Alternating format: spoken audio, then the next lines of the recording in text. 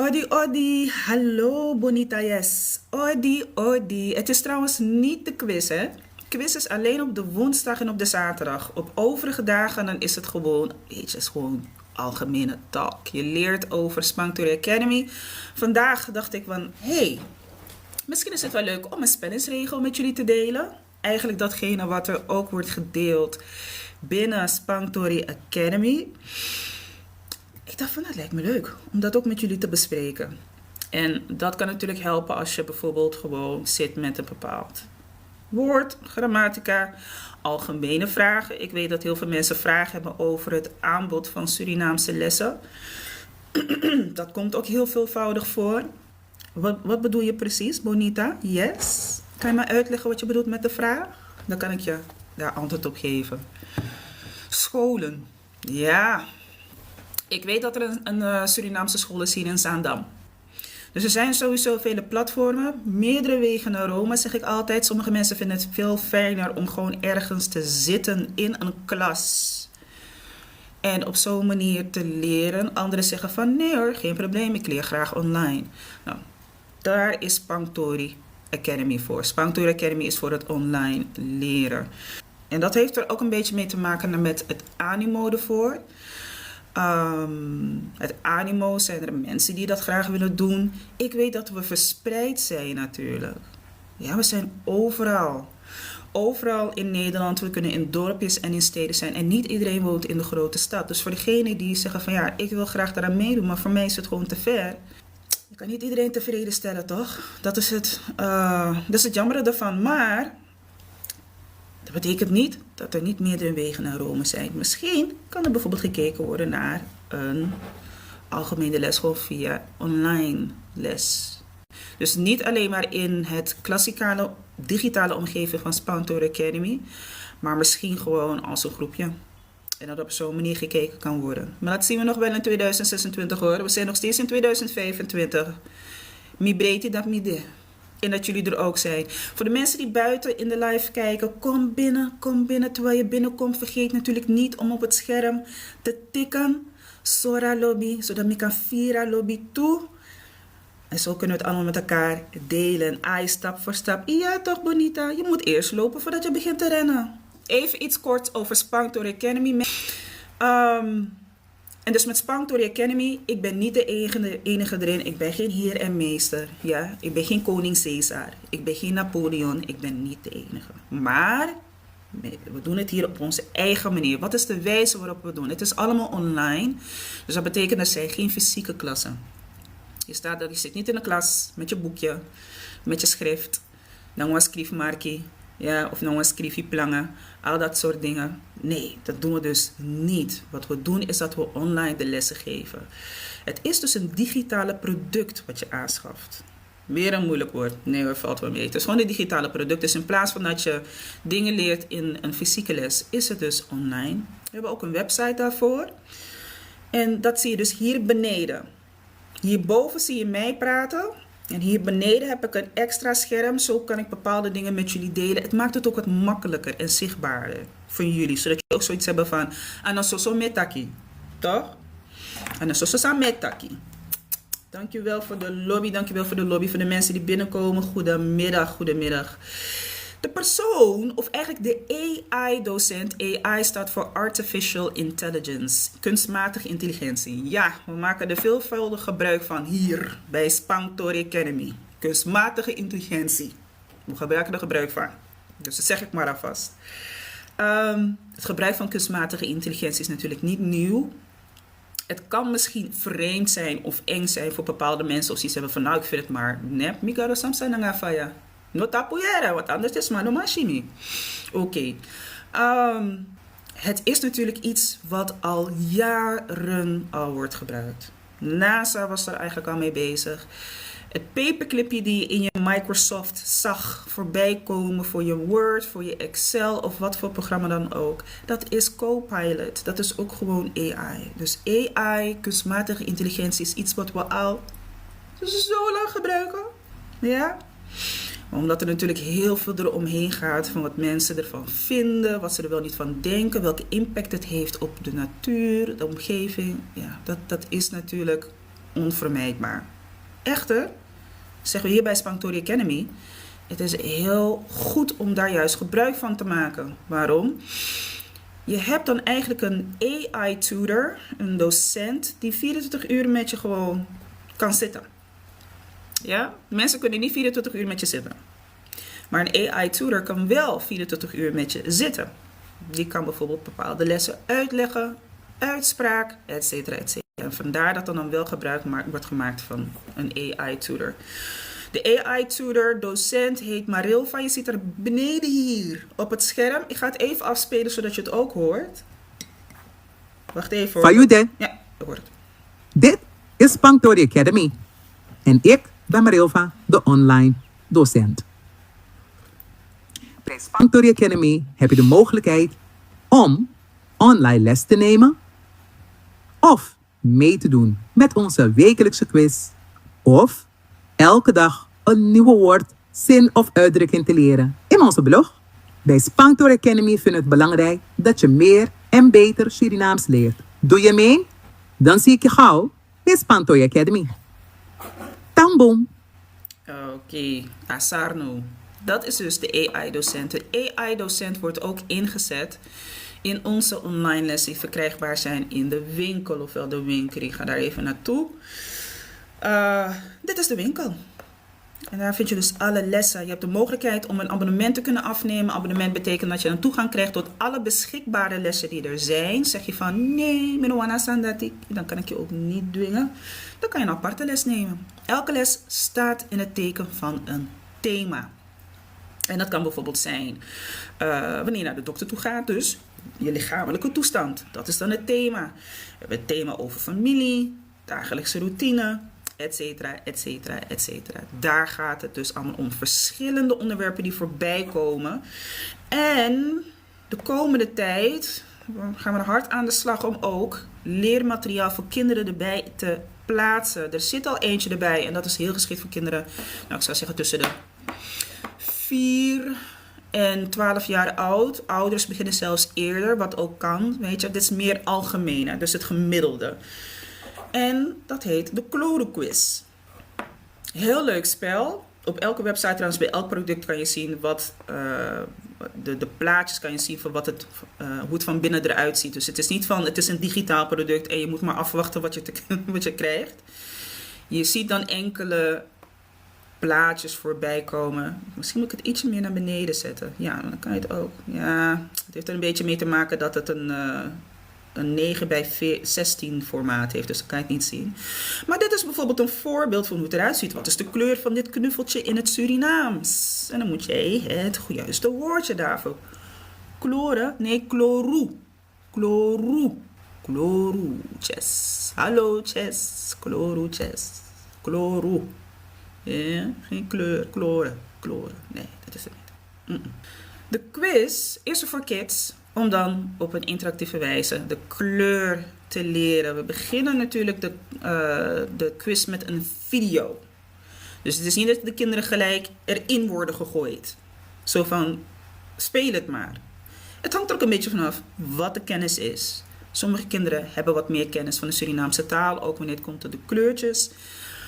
Maar sommigen hebben dat niet. En sommige ouders vinden het ook wel leuk om dat te doen.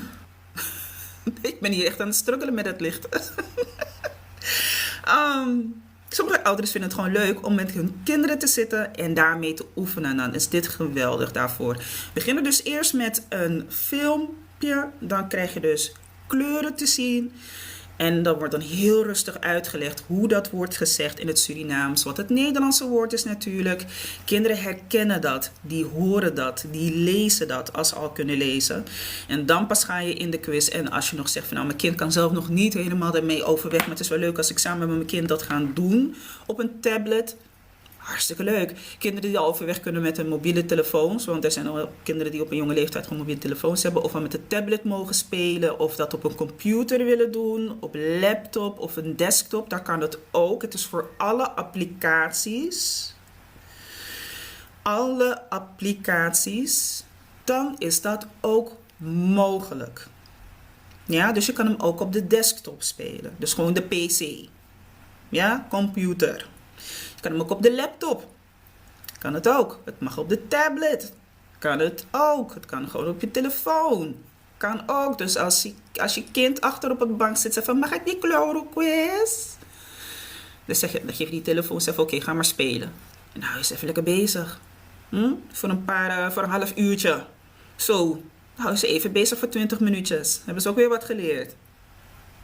Toch? Kinderen vinden dat leuk. Kinderen vinden dat ontzettend leuk. Dus de komende tijd gaan we ervoor zorgen dat er steeds meer van dit soort lessen erbij komen. We gaan kijken naar natuurlijk tellen.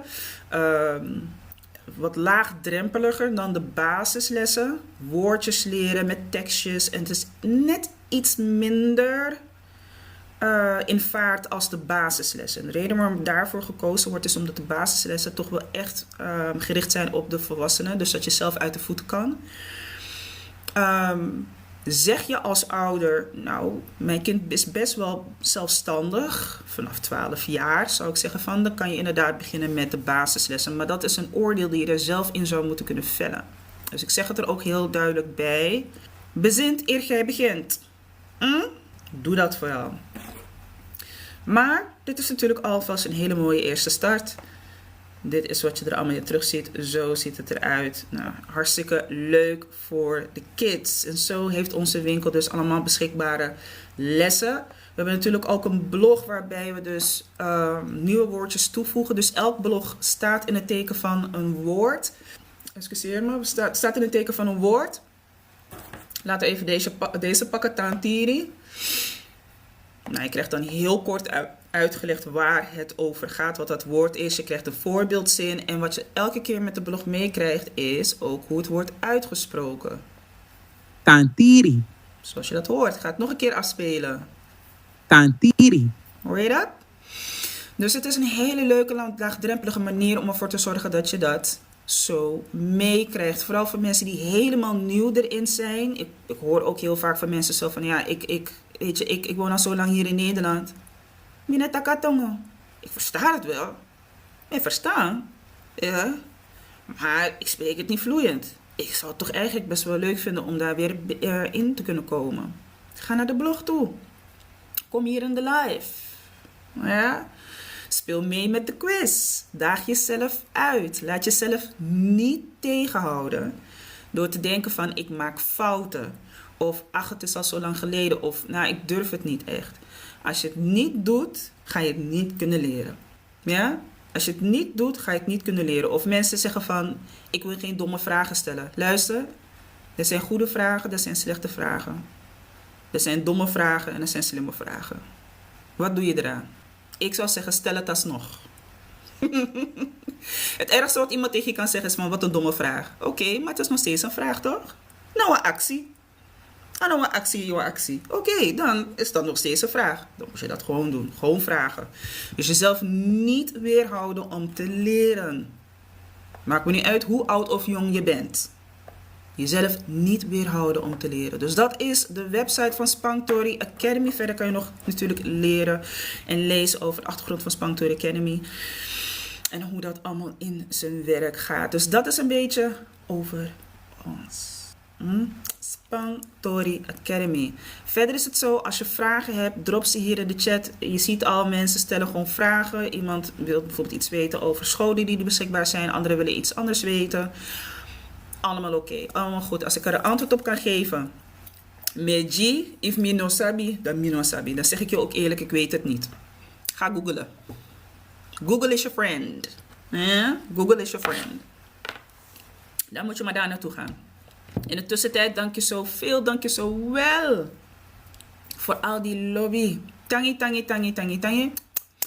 Blijf natuurlijk de liefde geven. En het scherm tikken, deel het, zodat het natuurlijk verspreid kan worden met de rest. Oké.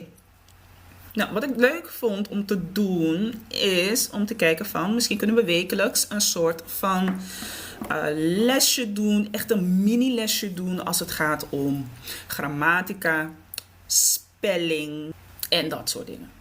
Ja, het is echt een mini-lesje. Dit is letterlijk misschien een 5% of een 10% van wat je normaal gesproken in de basislessen krijgt. Je moet natuurlijk voor jezelf, als je iets wil leren, als je ergens beter wil worden, dan moet je het vaker doen. Hm? Als je meer Surinaams wil spreken, dan zal je je woordenschat ook daarin moeten uitbreiden. Je kan niet altijd hangen aan dezelfde hoeveelheid woorden die je kent. Dan spreek je niet echt gevarieerd. Je hebt geen variatie in je taal. En het is hetzelfde als in het Nederlands. De reden waarom je dus natuurlijk je woordenschat moet uitbreiden is om ervoor te zorgen dat je zeer gevarieerd kan spreken. Ook een betere begrip hebt in de Nederlandse taal. Want niet alles wordt natuurlijk in Jip en Janneke taal voor je uitgelegd. Ja, sommige teksten zijn wat gecompliceerder, zijn wat moeilijker. Zo is het ook met het nieuws. Wanneer je naar het nieuws luistert, die mensen gaan geen Jip en Janneke taal voor je neerzetten.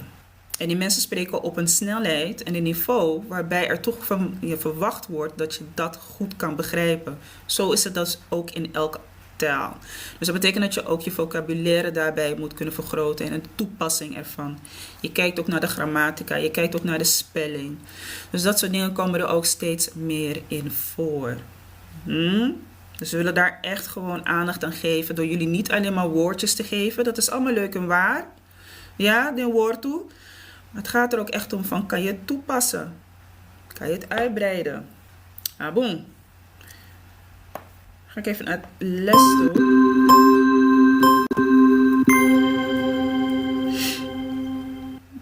Dit halen we weg, want het is geen spel. Maar voor de mensen die meekijken hier beneden, dankjewel voor de lobby. Hier zijn die bossies. En het digitale braas, amigala, mi breedte. Dank je, dank je, dank je, dank je. Het is een beetje moeilijk om te zien, maar als je goed kijkt op het plaatje, dan zie je dan 3 icoontjes. Je ziet een notitieblokje, je ziet een audio en je ziet een uitroepteken. Nou, we houden het vrij simpel vandaag. We hebben het over de grammatica-regel, over de U, of eigenlijk oe, of de oe, zeg ik de U. De wijze waarop dat wordt uitgesproken, ik zie nog heel vaak voorkomen. Kijk, als je het al weet, goed voor jou. Goed voor jou en helemaal top dat je het al weet. Maar voor de meeste mensen is het nog steeds onbekend dat de oe... Even kijken, Jimmy. Ik kom straks, Jimmy. Ga ik daarop komen. Voor de meeste mensen, breedte. Breedte, mi jere so many lazy. Breedte. Breedte betekent blij zijn.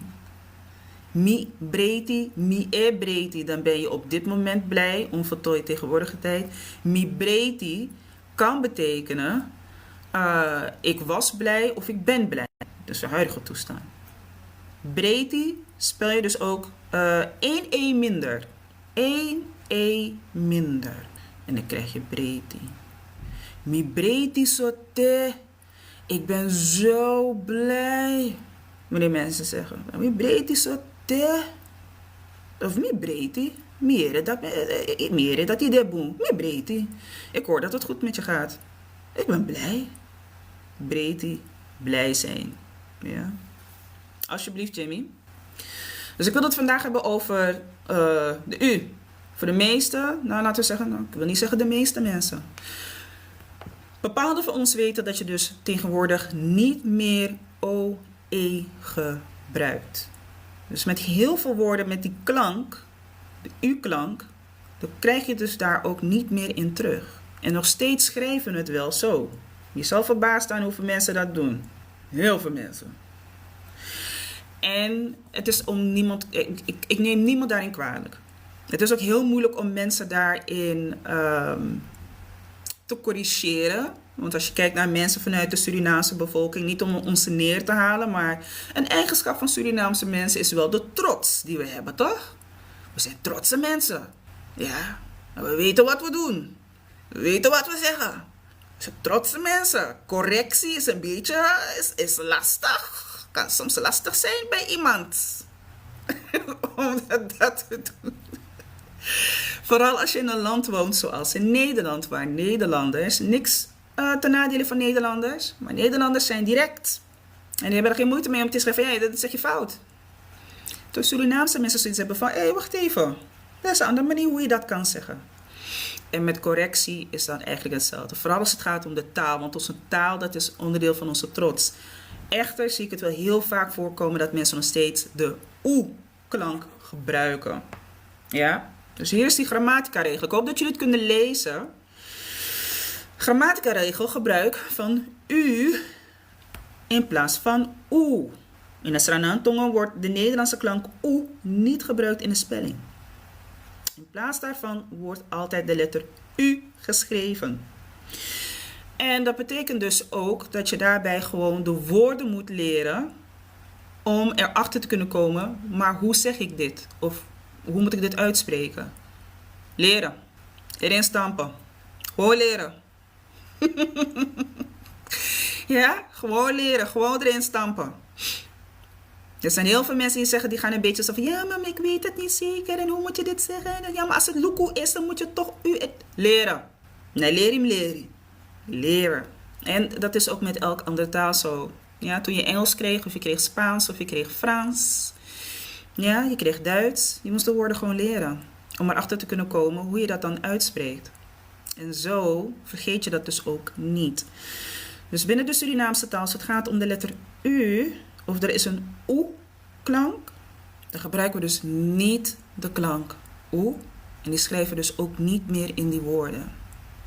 Dus voor degenen die nu in de live zitten, of van buiten uitkijken, want ik weet nog steeds dat er mensen van buiten uitkijken. Ja. Niet meer doen.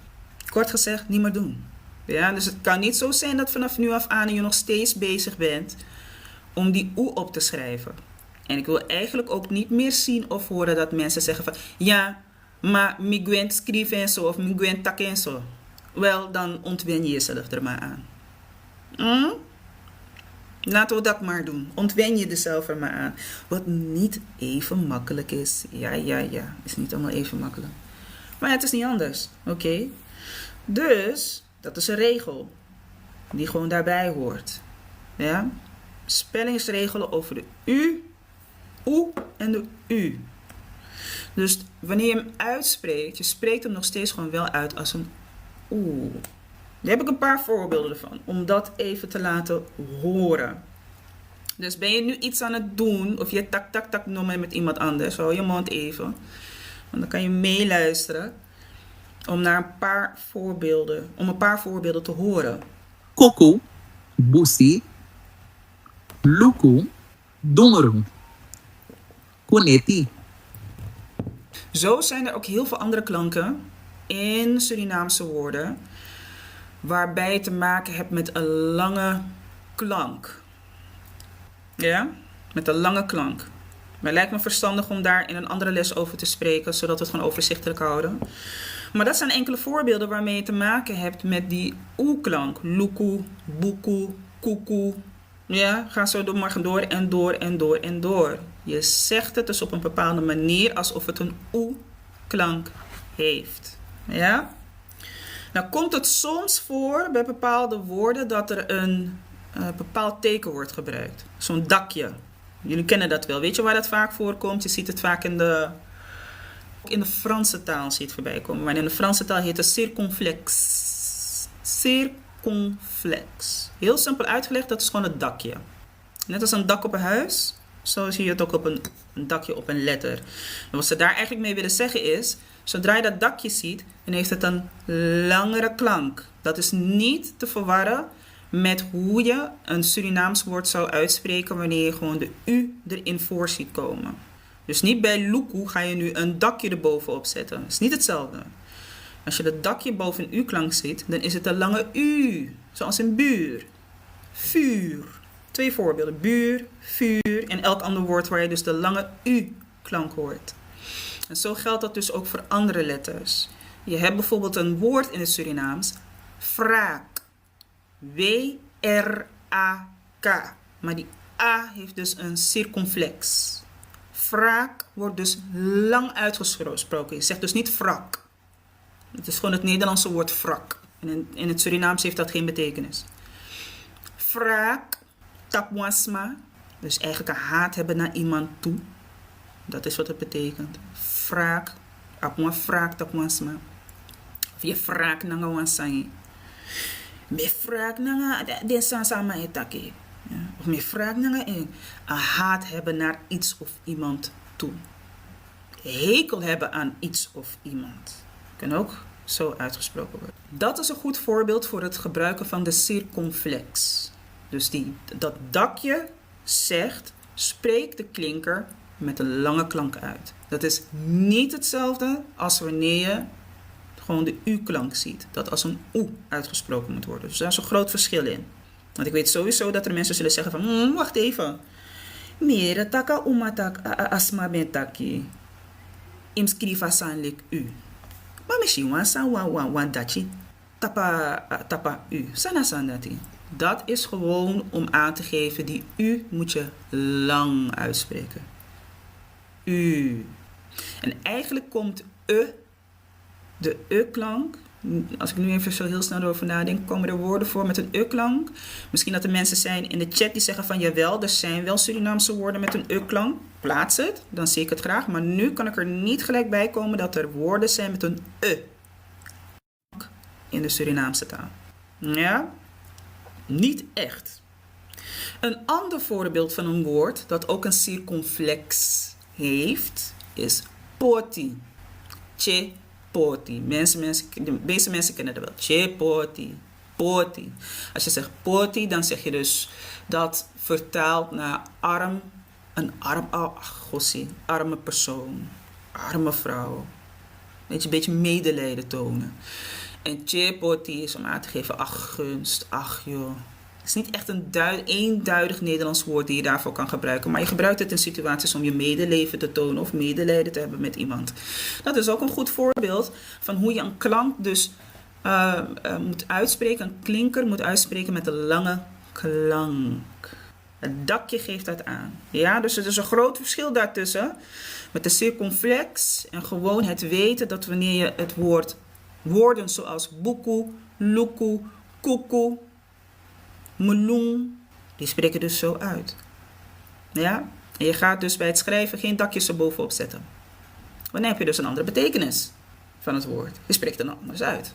Ja? Dus er is een groot verschil daarin. Ompura manja. Ja? Dus dit is een grammatica regel. Ik dacht van, misschien wel leuk om even met jullie te delen, zodat jullie daar ook een begrip van hebben. En wat je nu ook begint te zien, te horen, is, wacht die. Maar we hebben onze grammatica spelling. Ja, dat hebben we inderdaad. Surinaamse taal heeft inderdaad zijn grammatica en spelling. En dat is dus in tegenstelling tot wat heel veel mensen zeggen, dat de Surinaamse taal dat niet heeft. Of dat mensen zeggen van de Surinaamse taal is toch taki-taki taal. Of de Surinaamse taal, ach, dat is zo makkelijk, een paar woordjes en je bent er klaar mee.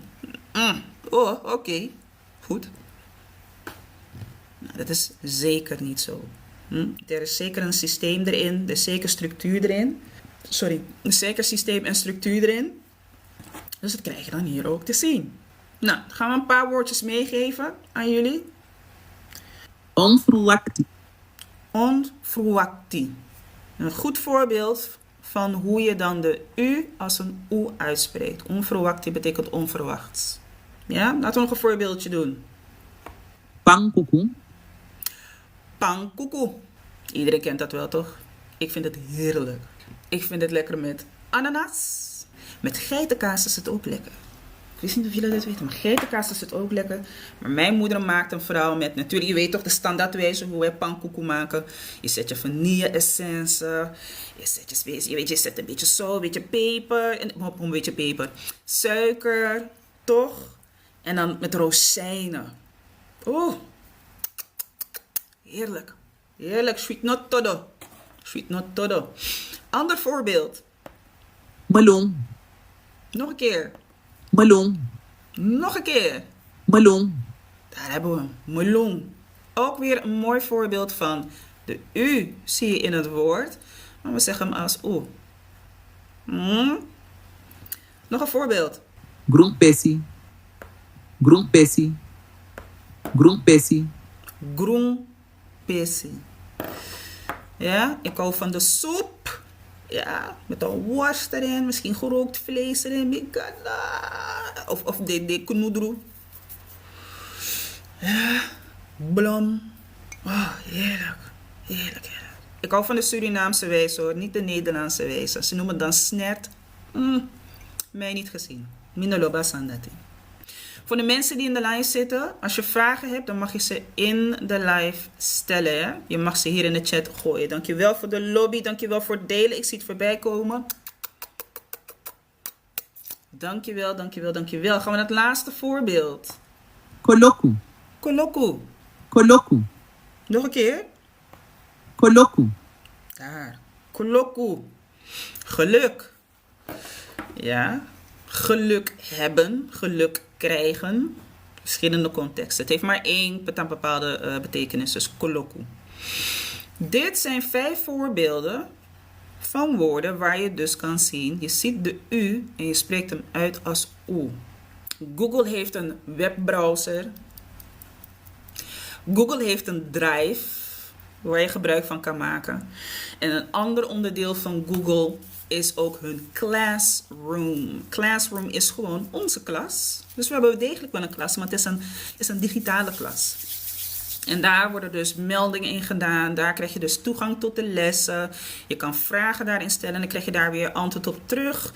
Als er iets aan wordt gepast of er is een mededeling, dan krijg je dat ook automatisch in je inbox. Dus als je dan onderdeel daarvan bent, weet je, je gaat je abonneren. Zorg er ook voor dat je het juiste e-mailadres natuurlijk noteert. Want je krijgt alle meldingen naar dat e-mailadres. En dit komt er dan gewoon bij als steunpilaar, als een steunpunt. Gaan we dus mee beginnen. Om ervoor te zorgen dat je natuurlijk zo optimaal mogelijk les krijgt en oefeningen krijgt. Het lesmateriaal wat je aanschaft als abonnement, dat is alomvattend voor datgene wat we vinden van dat is het basis. Daarmee kan je uit de voeten en omdat je natuurlijk zelfstandig daarmee aan de slag gaat en op je eigen niveau, je eigen tempo, is het natuurlijk niet de bedoeling dat we je gaan overrompelen met allemaal informatie. Want dan wordt het te veel, is het ook niet leuk. Het wordt dan te veel en het is niet leuk. Om ervoor te zorgen dat je mondjesmaat informatie tot je kan opnemen, zijn er dus dit soort middelen. Spellings- en grammaticale middelen die wekelijks worden toegevoegd aan het huidige materiaal. Dus dit is ter ondersteuning. Het is een soort geheugensteuntje. Je kan er altijd weer bij zo van, hé, wat was dat ook alweer? Hoe zat dat ook alweer? Ja, dan is dat daar. Dit is dus niet apart verkrijgbaar. Ik deel dit met jullie om dan, weet je, om dit ook gewoon online door te geven. Zodat jullie ook al wat uit kunnen halen. Ja, zoals ik al in een bepaalde groep altijd te horen krijg, each one teach one. Dus we kunnen elkaar allemaal iets leren, elkaar allemaal iets doorgeven. Dat is nou een goede manier om dat door te geven. Wil je echt in de lessen komen? Ga dan naar de website toe. Ga naar de website toe. Hier. Spanktori Academy. Je gaat naar de winkel. Zodra je in de winkel komt, daar heb je de lessen. Er is op dit moment een actie tot 31 december. Ja? Bakadata yari epsa. Minoma yepiere. Maar zeg je, is er een actie? Ja, er is wel degelijk een actie. Kijk of ik erbij kan komen. Ja, ik denk het wel. Als TikTok het toelaat. Kijk hier. €5 korting bij aankoop van les 1, 2 of 3. Dus dat geldt alleen voor de eerste 3 lessen die beschikbaar zijn. De eerste 3 lessen zie je ook hieronder. Gaat even naartoe schuiven. En dan zie je hier, de eerste les gaat over je dagelijkse routine. De tweede les heet Suma no Famiri. Dus dat betekent wie zijn familieleden. Gaat dus over de familietoestand. En het derde, seizoen en het weer. Dus dan leer je alles over seizoen en weer. Wat ik bijvoorbeeld nu uit mijn hoofd kan zeggen is, in het seizoen en weer leer je natuurlijk over het actieve en passieve gebruik van werkwoorden. Heb je ook in het Nederlands? Heb je ook in het Surinaams? Jazeker. In les nummer 2, Suma na famiri, wie is jouw familie, leer je over bezitsrelatie. Waarom leer je over bezitsrelatie? Omdat je moet kunnen aangeven wie iemand van je is. Disna mima. Disna wan tanta fumi. Of als je het heel snel zou zeggen in de spreektaal, fmi. Want er zijn heel veel, wanneer we spreken, voegen we heel veel woorden samen. Dat doen we niet in de lessen. Hier en daar zullen misschien woorden voorkomen als het gaat om een opdracht of in een luisteropdracht waar woorden samengevoegd kunnen voorkomen. Maar wanneer het gaat om alle basisoefeningen, dan gaan we dat echt uit elkaar rukken. We trekken dat uit elkaar, want stel je hebt nog nooit van de Surinaamse taal gehoord en ik ga nu alles aan jou doorgeven als een samenvoeging. Heb jij niet door dat bepaalde woorden wel aparte woorden zijn. Ik heb het zelf niet nodig, maar wat leuk. Ja, toch, Romy? Dus Romy is een sensei. Romy zegt van, ik ben een sensei. Ik weet dit soort dingen al. Ja, maar het is ook inderdaad voor mensen die zeggen van, ik heb dat wel nodig. Ik heb wel dat steuntje nodig. In 2026 gaan we naar de gevorderde versie. En dat betekent dat we dan alleen maar, bijvoorbeeld Romy lacht. Even kijken. Is er nog hoop voor een 40-jarige bounty? Er is altijd hoop voor mensen. Kom op. Van je kari schreef je een bounty. Moet je niet doen toch? In een kari schreef je een bounty toch? Deze Valley. No kari schreef je een bounty. Ja, al praat je met een aardappel in je mond. Ja toch, ja ik snap hem. Soms hebben we wel eens die... Soms heb je die collega's. Met takforum, oké. Soms heb je die collega's en die familieleden die van Surinaamse afkomst zijn. En dan hoor je ze praten en dan denk je van, maar wacht die even. Soms zijn je me voor. Waarom praat je alsof er een hete aardappel in je mond zit? Je was toch een para geboren? En hoe lang ben je hier in Nederland? En dan praat je zo? Maar, kijk, aan de anderzijds begrijp ik het ook wel. Want je bent natuurlijk in een land waarvan je wordt verwacht dat je gewoon het moedertaal spreekt. Dus je gaat gewoon Nederlands spreken. En om niet uit de boot te vallen, ja, sommige mensen, het accent, dat verslijt gewoon, dat gaat weg. Dus ik kan het aan de andere kant ook wel begrijpen. Ja, maar ik ben hier geboren in een boerendorp. Zonder kondremang. Migaroche poti. Mipchin. Maar dat zijn velen van ons, toch? Velen van ons zijn ook wel hier geboren. Deja Valley. Dan is het voor jou ook heel makkelijk om dat te doen. Het is heel laagdrempelig. Ja, dus we gaan je niet bombarderen met je moet nu alles weten. Het wordt opgebroken in verschillende thema's. En je kan zelf aan de slag. Zeer zeker. Zeer zeker. Of je komt gewoon gezellig hier in de live, toch? En dan leer je ook een paar dingen zoals ik het hier nu doe. Romy gaat stuk. Maar sa Romy en laf zoda. Leuk, ik ga zeker kijken. Ben je geïnteresseerd? Ja, toch? Zeker kijken. Als je het leuk vindt om dingen te leren en je zegt zo van, nou, ik vind het wel gewoon leuk om bepaalde dingen te lezen, te horen. We hebben de blog. Ja, we hebben de blog. Daar leer je gewoon woordjes, zoals ik net al liet zien. Ik snap dat mensen zeggen van, ja, ik weet het niet hoor, ik weet het niet. Ik weet hoe Nederlandse mensen zijn. Nederlandse mensen zijn eerst kijken, dan kopen. Of de bij schreef. Nou, zo luku de luku. Anyway, hier in onze blog zie je natuurlijk leuke posts. En in zo'n post kan je dan gewoon even nagaan van, oh, waar gaat die post over? Uitleg van een woordje. Je hoort dat woord ook. En is van, oh ja. Zo je takasangi. Laat me dit zeggen. Je weet meer dan je denkt hoor. Je weet veel meer dan je denkt. En vaak hebben we zoiets van, oh, ik weet het niet zeker. Je weet veel meer dan je denkt. Ja?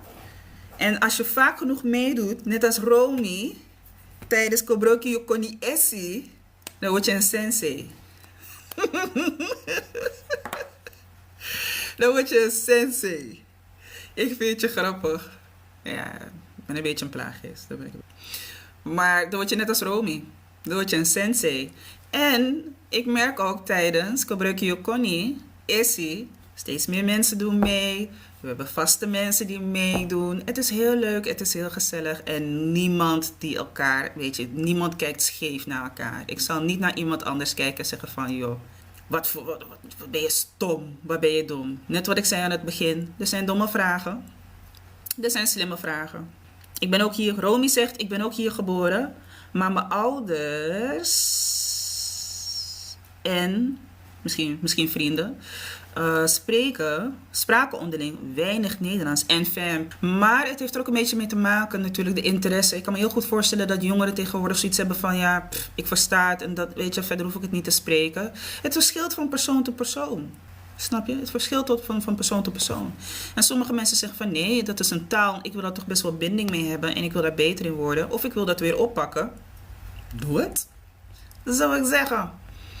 Vooral doen. Doen waar je zeker plezier in hebt. Dus er zijn verschillende manieren waar je in contact kan komen met Spangtor Academy. We zijn hier online. Tot nu toe zijn we alleen live hier op TikTok.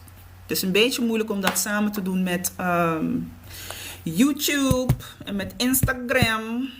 Ja. Maar wie weet in de toekomst dat het wel lukt. Dat het wel kan. Noelle. Hey Noelle. Welkom in de live. Ik ben geboren in Suriname, maar verhuisd naar Curaçao toen ik 5 was. Kijk hier. Moeder sprak alleen Nederlands. Juist. Kijk hier. Dat kan ook natuurlijk de situatie zijn. Weet je hoeveel mensen wel waar niet wonen hier in de wereld? Ja, we zijn zo verspreid. We zijn in Engeland. We zijn Français. België. Hey, 8000. Eens even kijken. Verstaan is te doen voor me. Maar de uitspraak is bijna onmogelijk met mijn Brabantse tongval. Jeetje, dus jij praat met de zachte G. Dat is wat jij doet daar zo in Brabant. Ja, maar daarom zeg ik oefenen, oefenen, oefenen, oefenen, oefenen. In het begin ga je denken van ja, weet je wat, laat maar zitten. Maar weet je wat heel mooi is van de hersenen? Dat zal ik even erbij vertellen. Het leuke van jouw hersenen is dat wanneer jij jezelf iets nieuws leert, dat jouw hersenen nieuwe connecties maken. Jouw hersenen maken nieuwe connecties. En terwijl jij bezig bent met het struggelen, zijn jouw hersenen bezig om zichzelf te verbeteren. Daarom is het belangrijk dat zelfs wanneer je het fout doet, dat je door blijft gaan. Want op een gegeven moment gaat het door. Dus even kijken. Ja, zachte G en vooral de R is moeilijk. Ja. Jimmy, bent u gelovig? Mikado, dat nou een actie. Waarom vraag je me dat of ik gelovig ben? Jimmy Junior, no? Jimmy Junior zeker. Even kijken, JJ 8000. Klopt, oefenen helpt zeker. Ja, oefenen helpt zeker. Het helpt zeker. Vooral veel oefenen. Jimmy Junior, wat voor die vraag? Mikado, dat nou wat zeg je? Ben ik gelovig? Mi actie, hahaha, mina nieuwsgierig. Ja, ik begrijp het. Maar ik ga je wat zeggen. Motegi wansanyere. Ik ga je niet uitschelden of wat dan ook. Maar ik ga je iets zeggen. Ik ga je antwoorden. Eigenlijk met een vraag. Is gemeen hè, om dat te doen. Wanneer mensen iets vragen, dan gaan ze je weer antwoorden met een vraag. Maar ik ga je toch antwoorden. Hoe heeft mijn geloof hier iets mee te maken? Hoe heeft mijn geloof hier iets mee te maken? Want dadelijk, if me tegi, if me gelovig, dan je go actie me pincode. Dat je actie me pincode. Dat je go actie wat ik gisteren heb gegeten, Samina is dit. Dus straks ga je me vragen of ik verloofd of getrouwd ben. Dan je go actie alle deze aan dat. Nee toch? Het is gewoon, even kijken, nee, dus dat is los van de les. Het is gewoon uit... Oh, Jimmy Junior. Dus je was van plan om al die dingen... Je was van plan om al die dingen aan me te vragen. Ik moet bij de les blijven, zie je? Je snapt hem. Ik ben een beetje een plaaggeest hoor, Jimmy Junior. Maar nooit, ik doe het nooit om mensen te kijken te zetten. Maar ik begrijp waarom je het vraagt natuurlijk. Ik begrijp waarom je het vraagt. Ik vind het niet erg hoor. Ik vind het niet erg. Maar weet je wat ik wel wil doen? Ik wil best mijn bankrekening geven. Misschien kan je een chop voor me sturen. Want december komt eraan.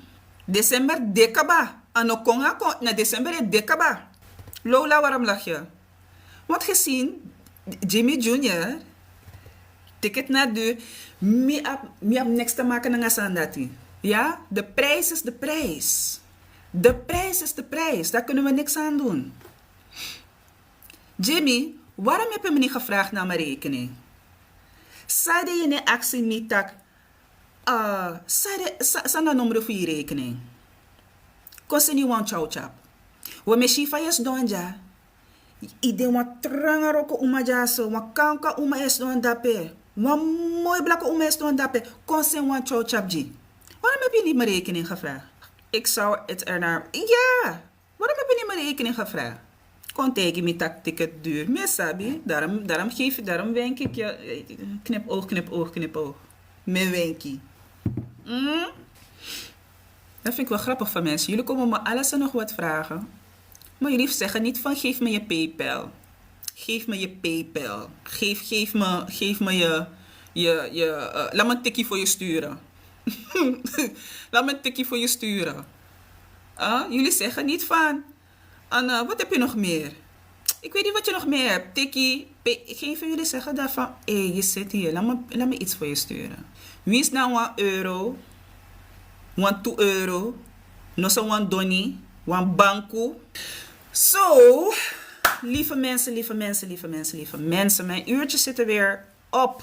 Ja, het zit er weer op. Denk erover na wat ik allemaal heb gezegd. Over waar we hebben gesproken. Ik hoop dat jullie ook genoten hebben van deze les. Misschien is het wel leuk om even jullie feedback te vragen. Wat vonden jullie van deze grammatica les? Vonden jullie dat wat? Zeggen jullie van, hey, dat wil ik wel vaker horen. Ik vind het wel leuk om dat wekelijks te horen. Een kleine opfrisser. Want sommigen van ons zijn sensei, ze weten al. Sommigen van ons zeggen van, nee, ik zou het best wel kunnen gebruiken. Wat zeggen jullie voor de mensen die in de live zitten? Wat vonden jullie daarvan? In de tussentijd ga ik even door. Aankomende zaterdag zijn we er weer met Kobroki Yukoni Essie. Dan zijn we weer terug met dat spel. En dan kan je weer meedoen. Je kan weer live meedoen, meespelen. Je weet hoe het gaat. Zoals je het niet weet hoe het gaat, dan kan je natuurlijk naar de website van Spanktour Academy gaan. Ik ga er even naartoe en dan kan je het zien. Er is ook een tapje, dat heet quiz. Lieve mensen. Iedereen in de chat, ik wil jullie bedanken voor jullie interactie. Ik vond het hartstikke leuk. De replay, herhaling, die komt op YouTube. Kan je hem daar nog even lekker meekijken. Zeg je, hey, dit is toch wel leuk. Ga naar de winkel, daar kan je een lesje pakken. Zeg je van, dan weet je wat, ik ga jullie gewoon joinen in de nieuwsbrief. Zeer zeker, kom je in de nieuwsbrief, dan krijg je een verkorte versie van een oefenles. Dus daar kan je dan zien wat je dan te krijgen krijgt. Dus dat is gewoon gratis, die krijg je gewoon van ons. En zeker meedoen. Ook zeker naar de nieuwsbrief komen, hè, jongens. Want dat zorgt er ook voor dat je ook heel veel informatie binnenkrijgt. En ook leuke kortingen en dat soort dingen. Zoals wat je nu op het scherm ziet staan. €5 korting bij de aankoop van les 1, 2 of 3. Dus het geldt alleen voor de eerste 3 lessen. Dit trouwen? Nee. Ja? Nou, zo de eerste 3 waan. Ik wens jullie een hele mooie, fijne voortzetting van jullie dag. Ik zie jullie zaterdag weer allemaal. Hou de page in de gaten. Dankjewel voor de lobby, de hartjes, het delen. Biggie Brasa terug, even digitale Brasa. Dankjewel, digitale bossies. Ik zie jullie gauw weer. Ciao, ciao.